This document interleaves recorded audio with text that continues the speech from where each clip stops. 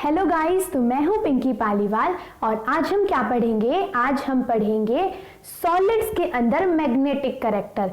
यानी कि ये देखो, सबसे पहली बात तो हमारा टॉपिक कहां से है। हमारा टॉपिक है ये सॉलिड स्टेट के चैप्टर नंबर 1 से। यानी कि जो चैप्टर नंबर 1 है आपका सॉलिड स्टेट्स किसका, क्लास नंबर 12th का, तो वहां से हमारा ये टॉपिक है। तो शुरू करते हैं हम इस वाले टॉपिक को। तो लेट्स स्टार्ट। देखो, मैंने ऊपर हेडिंग डाल रखी है मैग्नेटिक प्रॉपर्टीज ऑफ सॉलिड, यानी जो सॉलिड्स होते हैं उनकी मैग्नेटिक प्रॉपर्टी के बारे में। ठीक है, तो अब ना इस तरीके से समझो, जैसे हम ये देखते हैं ना कि कोई मैग्नेट है, मैग्नेट के पास में आप जैसे ही आयरन नेल्स को लेकर जाते हो, आयरन नेल्स मतलब कील जिन्हें हम बोलते हैं, ठीक है, आयरन नेल्स के पास में जैसे ही लेकर आओगे तो मैग्नेट के ऊपर वो क्या कर जाते हैं, एकदम से चिपक जाते हैं, हम ये बोल सकते हैं, क्योंकि अट्रैक्ट होते हैं उसके तरह।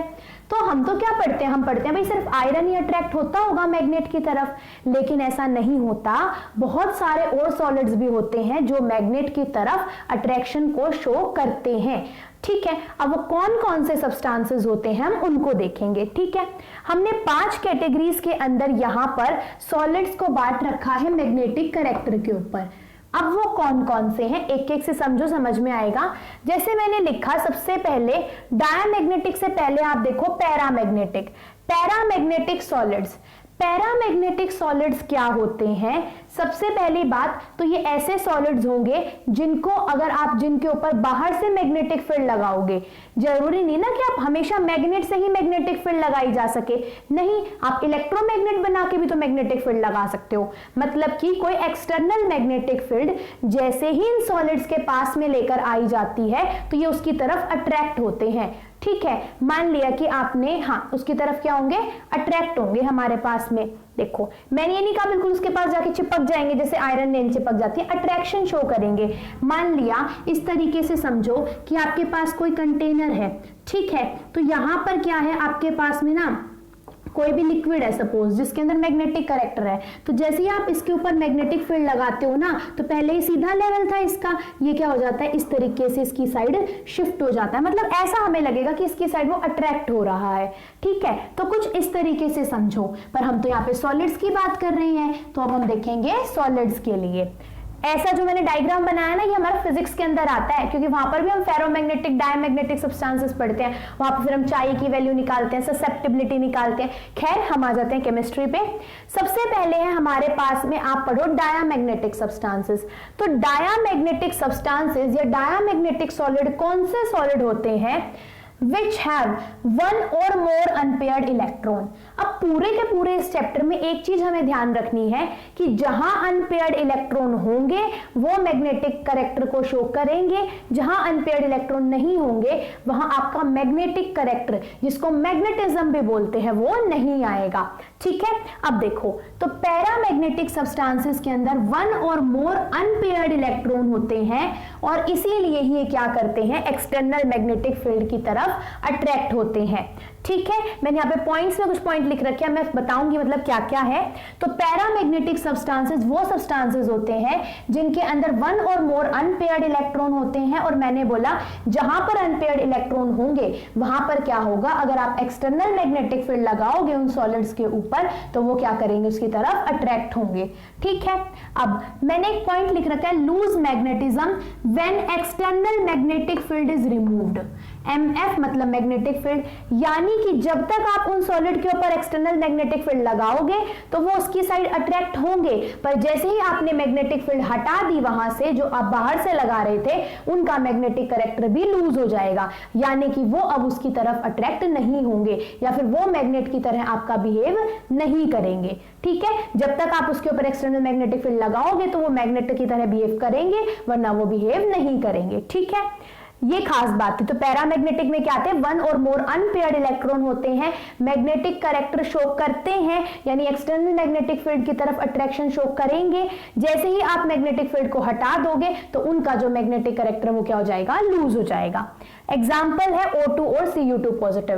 पैरामैग्नेटिक में एक लाइन याद रखनी है, 1 और मोर अनपेयर्ड इलेक्ट्रॉन। ठीक है, डायमैग्नेटिक सब्सटेंसेस में क्या होता है, या डायमैग्नेटिक सॉलिड में, the solids having no unpaired electron, यानी कोई भी अनपेयर्ड इलेक्ट्रॉन नहीं होता, ठीक है। एंड देखो the substance having no unpaired electron and repelled by external magnetic field, यानी कि वो सॉलिड्स जिनके अंदर कोई अनपेयर्ड इलेक्ट्रॉन नहीं होता एंड वो रिपेल्ड होते हैं एक्सटर्नल मैग्नेटिक फील्ड से।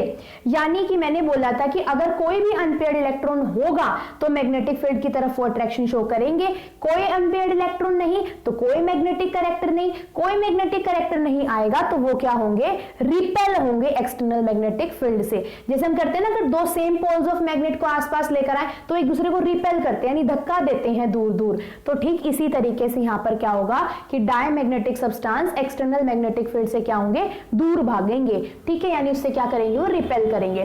कीवर्ड क्या है इसके अंदर कि कोई भी अनपेयर्ड इलेक्ट्रॉन नहीं होते, नो अनपेयर्ड इलेक्ट्रॉन, पैरामैग्नेटिक में वन और अनपेयर्ड इलेक्ट्रॉन, और दूसरी खासियत कि मैग्नेटिक फील्ड को रिमूव करते ही वो लूज कर देते हैं अपना मैग्नेटिज्म।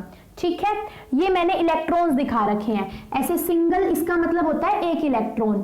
ठीक है, और यहां पर देखो अब इलेक्ट्रॉन क्या करते हैं, एक तो पॉजिटिव 1/2 स्पिन के साथ में घूमते हैं, और एक जब ऐसे लिखा हो सिंबल तो माइनस का 1/2 स्पिन। हम ये बोलते हैं ना कि इलेक्ट्रॉन्स आपके क्लॉकवाइज और एंटी क्लॉकवाइज घूमते हैं, तो क्लॉकवाइज की स्पिन को हम +1/2 से लिखते हैं, एंटी क्लॉकवाइज को -1/2 से, और ये इनके क्या होते हैं, डायरेक्शंस होते हैं।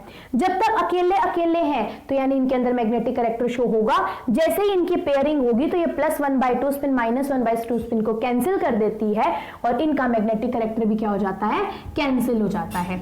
ठीक है, आपके पास में ये चीज, क्योंकि क्लॉकवाइज एंटी क्लॉकवाइज के मूवमेंट को कैंसिल कर देगी। ठीक है, खैर अब आगे हम देखते हैं, मैंने एक वर्ड लिखा हुआ है डोमेन्स। फेरोमैग्नेटिक सब्सटेंसेस पढ़ने से पहले या फेरोमैग्नेटिक सॉलिड्स पढ़ने से पहले एक लाइन हमें पढ़नी जरूरी है, जो है डोमेन्स। डोमेन्स क्या होते हैं, a group of atom, ions और molecules oriented in the same direction. कोई भी अगर ग्रुप हो आपका, चाहे वो एटम्स का हो चाहे वो आयंस का हो, अगर वो आपके पास में ओरिएंट हो जाते हैं किसी एक डायरेक्शन के अंदर तो वो क्या कहलाते हैं, डोमेन्स। ठीक है, अ ग्रुप ऑफ एटम, आयंस और molecules oriented in same direction and they act like a tiny magnet।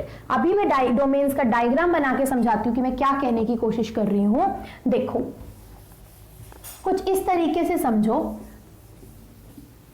Domains क्या होते हैं, एक ग्रुप होते हैं आपके पास में, कि मान लिया कि आपने क्या करा, इस तरीके से बहुत सारे इलेक्ट्रॉन्स को ना रिप्रेजेंट कर दिया।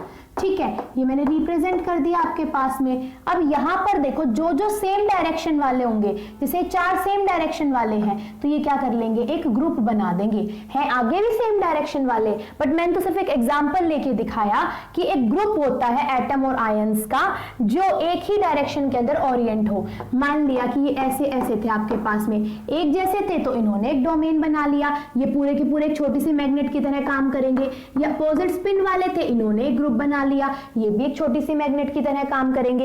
यानी डोमेन्स ग्रुप होता है एक एटम, आयन और मॉलिक्यूल्स का जो ओरिएंट होते हैं सेम डायरेक्शन के अंदर, सेम डायरेक्शन के अंदर, and they act like a tiny magnet की तरह काम करते हैं। ठीक है, अब जो आपके आगे आप पढ़ोगे फेरोमैग्नेटिक सब्सटेंसेस, इनके अंदर असल में डोमेन्स बनते हैं। देखो, the solids having large number of unpaired electron strongly attracted by external magnetic field। बहुत सारे अनपेयर्ड इलेक्ट्रॉन होते हैं आपके, क्या होते हैं, स्ट्रांगली अट्रैक्ट होते हैं एक्सटर्नल मैग्नेटिक फील्ड से। और एक खास बात कि ये परमानेंट मैग्नेट बन जाते हैं आपके पास मैग्नेटिक फील्ड लगाने के बाद में, क्या बन जाते हैं, परमानेंट मैग्नेट। इसकी रिप्रेजेंटेशन देखो, सबसे पहले तो क्या होगा, large number of unpaired electron होंगे। ठीक है, इसका मतलब क्या है कि कुछ इस तरीके से आपके पास में अनपेयर्ड इलेक्ट्रॉन प्रेजेंट होंगे, बट जब तक आप इनके ऊपर मैग्नेटिक फील्ड नहीं लगाओगे तो ये बिल्कुल सीधे नहीं प्रेजेंट होंगे, ऐसे तिरछे विरछे भी प्रेजेंट होंगे। ठीक है, ये क्या था, जब तक आपने मैग्नेटिक फील्ड नहीं लगाई उसके ऊपर। जैसे ही आप इन फेरोमैग्नेटिक सब्सटेंस के ऊपर मैग्नेटिक फील्ड लगाते हो तो ये जितने भी आपके पास में इलेक्ट्रॉन्स हैं ये सेम डायरेक्शन के अंदर ओरिएंट हो जाते हैं। मतलब अभी तक उलझे वगैरह पड़े थे ना, तो अभी क्या हो जाएंगे, बिल्कुल एक सीधे तरीके से अरेंज हो जाएंगे आपके पास में। कब? जब आप मैग्नेटिक फील्ड को लगा दोगे। यानी फेरोमैग्नेटिक सब्सटेंसेस के अंदर when external magnetic field is applied the electrons get oriented in the same direction. और यहां पर मैग्नेटिक फील्ड लगाई, सेम डायरेक्शन के अंदर ओरिएंट हो गए, यानी उन्होंने डोमेन्स की फॉर्मेशन कर ली। और अब आप मैग्नेटिक फील्ड को हटा भी दोगे तो भी ये बिल्कुल इसी तरीके से ओरिएंट रहेंगे, यानी मैग्नेटिक फील्ड हटाने के बाद में ऐसे ये इधर उधर नहीं भागेंगे आपके पास में। तो इसलिए ये क्या बन जाते हैं आपके पास में? परमानेंट मैग्नेट्स बन जाते हैं। मतलब कि आपके पास में एक्सटर्नल मैग्नेटिक फील्ड को रिमूव करने के बाद में ये अपना मैग्नेटिज्म लूज नहीं करते जैसे पैरामैग्नेटिक सब्सटेंसेस कर देते हैं। तो ये चीज क्लियर होगी आपके पास में कि मैग्नेटिक फील्ड लगाने के बाद में, एक बार आपने मैग्नेटिक फील्ड लगा दी तो उसके बाद में आप बेशक हटा दो, वो मैग्नेट की तरह ही बिहेव करने वाले हैं। ठीक है हमारे पास में। तो ये आ गया हमारे पास में फेरोमैग्नेटिक सब्सटेंसेस। फेरोमैग्नेटिक सब्सटेंसेस के अगर हम एग्जांपल देखें तो इसके एग्जांपल होते हैं हमारे पास में आयरन, निकल, कोबाल्ट, ये सब किसके एग्जांपल हैं? फेरोमैग्नेटिक सब्सटेंसेस के। ठीक है, अब आगे है एंटी फेरोमैग्नेटिक सब्सटेंसेस। तो एंटी फेरोमैग्नेटिक सब्सटेंसेस क्या होते हैं? Have large number of unpaired electron, है large number of unpaired electron but show zero magnetism. Magnetism का मतलब होता है कि जब उनके ऊपर आप एक्सटर्नल मैग्नेटिक फील्ड लगाओगे तो कैसे बिहेव करते हैं, उस प्रॉपर्टी को हम बोलते हैं मैग्नेटिज्म। ठीक है, अब देखो ये फेरोमैग्नेटिक थे, वो एंटी फेरोमैग्नेटिक, यानी उनके उल्टे। यहां पर लार्ज मैग्नेटिज्म प्रोड्यूस हो रहा था, यानी strongly attracted by external magnetic field, जबकि वो तो अट्रैक्ट होंगे ही नहीं मैग्नेटिक फील्ड से। क्यों? उसका रीजन ये है, यहां पर आपने देखा सारे के सारे इलेक्ट्रॉन्स एक डायरेक्शन के अंदर ओरिएंट हो गए, लेकिन जब आप एंटी फेरोमैग्नेटिक सब्सटेंसेस का डायग्राम हम बनाते हैं तो क्या होता है आपके पास में कि जितने आपके पास में पॉजिटिव स्पिन के इलेक्ट्रॉन्स होंगे, ठीक उतने ही आपके पास में नेगेटिव स्पिन के इलेक्ट्रॉन होंगे। जितने पॉजिटिव के थे उतने ही नेगेटिव स्पिन के। एक डोमेन ये बनेगा, एक डोमेन ये बनेगा, यानी डोमेन की फॉर्मेशन वहां पर भी होगी, लेकिन ये क्या कर देंगे? एक दूसरे को कैंसिल कर देंगे। क्योंकि मान लिया इन चार की वजह से, मतलब यूं मान लो इन चार की वजह से अगर पॉजिटिव स्पिन होगी तो इन चार की वजह से नेगेटिव स्पिन, तो एक दूसरे को क्या कर देंगे? कैंसिल कर देंगे। और एक दूसरे के अगर इन्होंने मैग्नेटिज्म को कैंसिल कर दिया तो वो मैग्नेटिक कैरेक्टर की तरफ कोई रिस्पॉन्स नहीं शो करेंगे। मतलब नेट मैग्नेटिज्म इनके ऊपर क्या आ जाएगा? जीरो आ जाएगा। क्यों? क्योंकि यहां पर क्या होता है आपके पास में इक्वल एंड अपोजिट स्पिन के इलेक्ट्रॉन्स प्रेजेंट होते हैं, इसीलिए क्या होता है आपके पास में वहां पर जीरो मैग्नेटिज्म आते हैं। इक्वल एंड अपोजिट स्पिन के आपके पास में क्या प्रेजेंट होते हैं? अपोजिट इलेक्ट्रॉन्स प्रेजेंट होते हैं, वो भी सेम नंबर के अंदर यहां पर। ठीक है, अब देखो, या फिर आपके लिए इसके लिए एग्जैक्ट वर्ड क्या लिखोगे? Equal and opposite orientation of domain लिखो, वो वर्ड ज्यादा अच्छा रहेगा। Equal and opposite orientation off spin, sorry domains की होने की वजह से, क्योंकि हमने देखा ना यहां पर और ये वाले डोमेन्स एक दूसरे को कैंसिल कर रहे थे, तो equal and opposite orientation of domains की होने की वजह से यहां पर एंटी फेरोमैग्नेटिक सब्सटेंसेस के अंदर कितना मैग्नेटिज्म आता है? जीरो। क्या रीजन लिखोगे? Equal and opposite orientation of domains. Equal and opposite orientation of domains. Ferromagnetic में क्या की पॉइंट था कि large number of unpaired electron होंगे, जैसे ही मैग्नेटिक फील्ड लगाओगे तो सारी की सारी डोमेन सेम डायरेक्शन के अंदर ओरिएंट हो जाएंगी, और मैग्नेटिक फील्ड हटाने के बाद में भी वो वैसे की वैसे अरेंज रहेंगी, इसीलिए क्या बन जाते हैं? ये परमानेंट मैग्नेट। ठीक है, डायमैग्नेटिक और पैरामैग्नेटिक सब्सटेंसेस के अंदर डोमेन की फॉर्मेशन नहीं होती है। ठीक है, अब है आपके पास में फेरोमैग्नेटिक सब्सटेंसेस। ठीक है, अब देखो एंटी फेरोमैग्नेटिक का एग्जांपल था manganese oxide. Solids having large number of unpaired electron but show less magnetism. Ferromagnetic. ठीक है, हमारे पास में एक सेकेंड, यहां पर फेरोमैग्नेटिक नहीं फेरी मैग्नेटिक आएगा, ये फेरी मैग्नेटिक है क्योंकि फेरो तो हम पढ़ चुके हैं ना ऑलरेडी। तो यहां पर है आपके पास में फेरी मैग्नेटिक, फेरी मैग्नेटिक सब्सटेंसेस। ठीक है, फेरो पढ़ लिया, एंटी फेरो पढ़ लिया। फेरीमैग्नेटिक के अंदर भी क्या होता है, solids having large number of unpaired electron but show less magnetism. Large number of unpaired electron होंगे, जैसे एंटी फेरोमैग्नेटिक में तो इक्वल एंड अपोजिट हो गए थे डोमेन, इसमें क्या होगा, आपके पास में सेम स्पिन के भी प्रेजेंट होंगे, अपोजिट स्पिन के भी प्रेजेंट होंगे, लेकिन मतलब वो सारे के सारे एक दूसरे को कैंसिल नहीं करेंगे। मान लें इस वाले डोमेन ने इसको कैंसिल कर दिया, लेकिन फिर भी ऐसे अलग से प्रेजेंट होंगे आपके पास में इलेक्ट्रॉन्स जिनकी वजह से मैग्नेटिज्म आएगा। मान लो इन चार ने इन चार को तो कैंसिल कर दिया, लेकिन ये तीन तो बच गए ना हमारे पास में, इसीलिए इसके अंदर क्या आता है आपका लेस मैग्नेटिज्म आता है। ठीक है, मतलब कुछ मैग्नेटिज्म तो प्रोड्यूस होगा, क्योंकि यहां पर ओरिएंटेशन तो होती है यहां पर डोमेन्स की, लेकिन इक्वल एंड अपोजिट नहीं होती है आपके पास में। ठीक है, हमारे पास में तो ये रीजन है कि फेरीमैग्नेटिक सब्सटेंसेस के अंदर आपके पास में क्या आता है, कुछ मैग्नेटिज्म आता है। अगर आप एग्जैक्ट एक लाइन लिखना चाहो तो आप क्या लिख लोगे यहां पर, unequal opposite orientation of domains, unequal opposite orientation of domains।